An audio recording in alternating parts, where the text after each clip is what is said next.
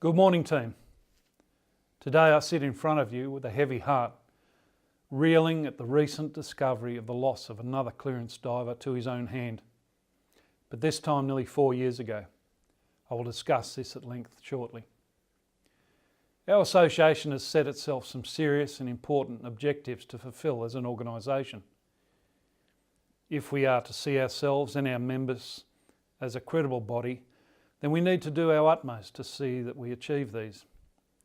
We must also understand that we operate with a very small asset base, with an extremely limited cash flow, and much like the clearance diving teams that we all served in, we have to operate efficiently in small numbers and with limited support.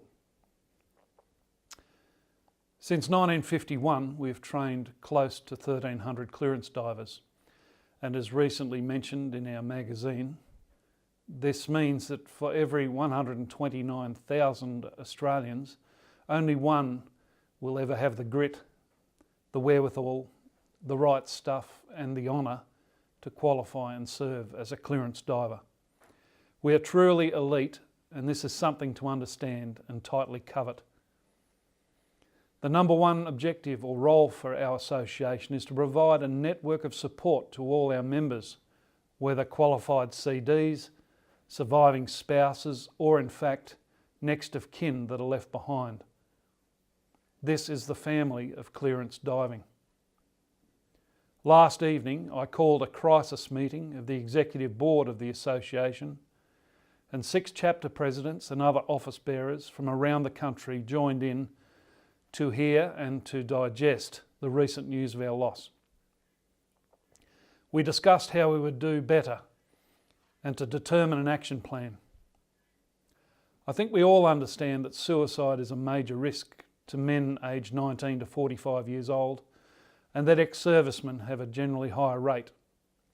These statistics put us at very high risk of losing people, and the loss of one of our own 4 years ago joins the list of CDs that have taken their own lives in the past. We all understand that we cannot expect to prevent all suicides, particularly from a determined person. However, our role to cast a support network and build a solid framework of camaraderie and mateship is central to our family's needs. We have failed. Not so much in preventing a suicide, as we can only guess what prevention we could have provided. We have failed to have in place a complete and accurate database of our members so that we can effect a coordinated contact regime to effectively check the diver. Yes, we continue to slowly fill the gaps in our database of known members, with nearly 70% of details understood. And yes, there will always be a small percentage that, through one reason or another, will not wish to be engaged or seek to be involved. We understand that. Our membership services officer and our chapter office bearers have all contributed to filling the gap, although, despite their best efforts, have not progressed at the rate needed. It would be fair to say that our association, to discover that 4 years after the fact we have lost a brother, is unacceptable. To not have in place a 100% accurate capacity to reach out to our family members is unacceptable. To not have a robust communications regime in place to check our divers and their families is also unacceptable.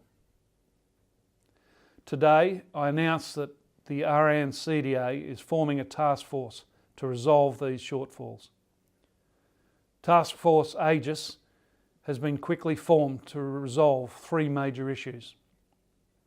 First, it will move to verify the contact details for all known members, and through this process discover the remaining missing information.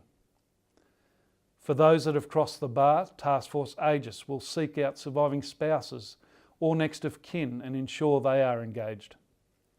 Second, the task force will commence the mammoth task of a systematic engagement plan with a recurring contact regime to determine status of our family members and to verify the accuracy of these details. Last, the task force will ensure that for those that are identified as being under any duress, there is provision for the necessary additional support and increased overwatch. I cannot stress the importance of this work, and it will be greatly assisted by the membership itself and their own networks in filling the gaps that are discovered along the way.